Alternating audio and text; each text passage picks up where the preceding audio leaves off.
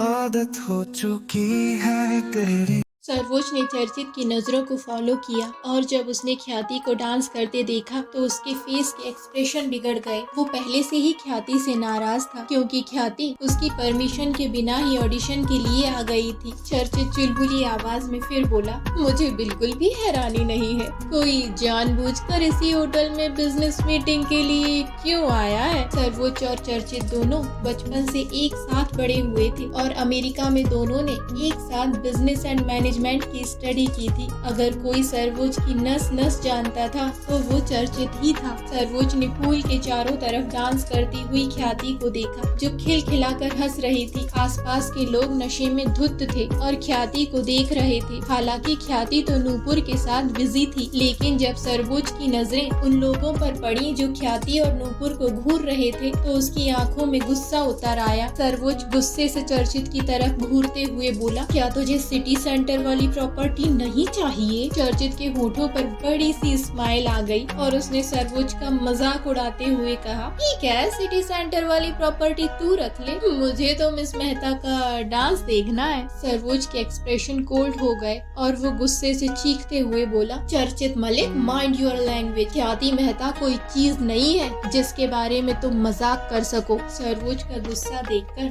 चर्चित ने फौरन सरेंडर कर दिया। सर्वोज ने उसे उसके पूरे नाम से पुकारा था जो वो शायद ही कभी करता था। चर्चित बोला, अरे यार, तू तो सच में भड़क गया, कसम से मेरी नजर उस पर नहीं है। मैं जानता हूँ तू उस पर मरता है, मैं उसके बारे में सोच भी नहीं सकता। मैं बगल वाली से काम चला लूंगा यार। हालांकि चर्चित ने ये बात मजाक में कही थी, पर सच में उसने ख्याति के बगल में डांस करती हुई नूपुर को देखा जो ख्याति के कदम से कदम मिलाकर डांस कर रही थी। चर्चित के होठों पर हल्की सी स्माइल आ गई और उसने मन ही मन कहा, वैसे बगल वाली भी बुरी नहीं है यार, she is so beautiful. Party लगभग खत्म हो गई थी, ज्यादातर लोग नशे में थी। डायरेक्टर अभिरंजन बहुत एक्साइटेड था और उसने भी थोड़ी ड्रिंक कर ली थी। उसने अपने असिस्टेंट को एंजॉय करने के लिए कहा और खुद एक रूम में चला गया। खाना बहुत ज्यादा स्पाइसी था, इसलिए ख्याति के पेट में थोड़ी एसिडिटी होने लगी थी। उसे अच्छी तरह पता था कि इस तरह की होटल में सभी तरह की मेडिसिन अवेलेबल होती है। उसने नूपुर से कहा, तू मेरा वेट कर, मैं मेडिसिन लेकर आती हूँ। ख्याति फ्रंट डेस्क पर गई और उसने रिसेप्शन पर बैठी लड़की से अपने लिए एक टैबलेट मांग ली। रिसेप्शनिस्ट ने उसे गर्म पानी भी अवेलेबल करा दिया। ख्याति जैसे ही जाने के लिए पलटी, उसका मोबाइल रिंग करने लगा। उसके मोबाइल पर खुशी का नाम फ्लैश हो रहा था। ख्याति ने जैसे ही कॉल रिसीव किया,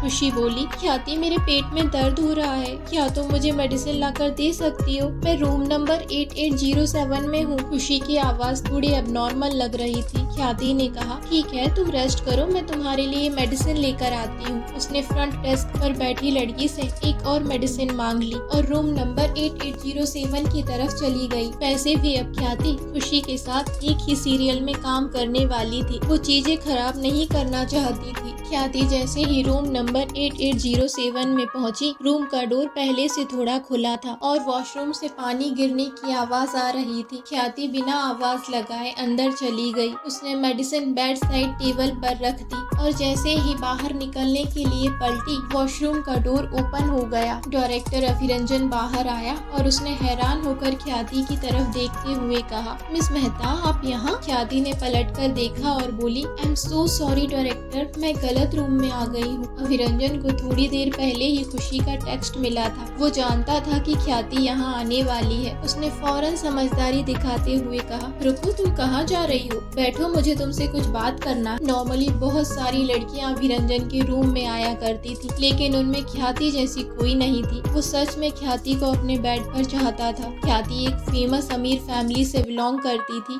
उसके जैसी खूबसूरत लड़की उसने पहले कभी नहीं देखी थी। ख्याति की हर बात में ग्रेस था और उसका एटीट्यूड तो सच में जानलेवा। ख्याति ने एक बार फिर कहा, डायरेक्टर, मैं गलती से आ गई हूँ, मुझे अपनी फ्रेंड के लिए मेडिसिन लेकर जाना था। डायरेक्टर ने आगे बढ़कर ख्याति का रास्ता रोक लिया और बोला, तुम अच्छी तरह से जानती हो कि डायरेक्टर के कमरे में लड़कियां क्यों आती हैं। अब तुम किस बात का दिखावा कर रही हो? अभिरंजन को ऐसी लड़की मिल गई थी जिसे वो पहली नजर में ही पसंद करने लगा था। और अगर वो चलकर उसके रूम में आ जाए तो उसे इतनी आसानी से जाने देना बेवकूफ़ी थी। अभिरंजन ने ड्रिंक कर रखी थी और वो थोड़ा एक्साइटेड भी था। उसने ख्याति के नाजुक से खूबसूरत फेस को देखा और उसकी नजरें फिसलती हुई ख्याति के सीने पर आ गईं। उसकी बॉडी ने स्ट्रांगली रिएक्ट करना शुरू कर दिया। डायरेक्टर खुद को रोक नहीं पाया और अपनी हथेलियों को आपस में रगड़कर एक भद्दी स्माइल ख्याति की तरफ पास करते हुए बोला, डार्लिंग, जब तक तुम मेरी बात मानोगी मैं गारंटी देता हूँ मैं तुम्हें सीरियल की लीड एक्ट्रेस प्रमोट कर दूंगा और फ्यूचर में ऐसे ना जाने कितने ही प्रोजेक्ट में तुम्हारे कदमों में डाल दूंगा। इतना कहकर अभिरंजन ख्याति की तरफ बढ़ गया और उसने ख्याति का हाथ पकड़ लिया। अभिरंजन जो हमेशा ही बहुत सीरियस नजर आता था,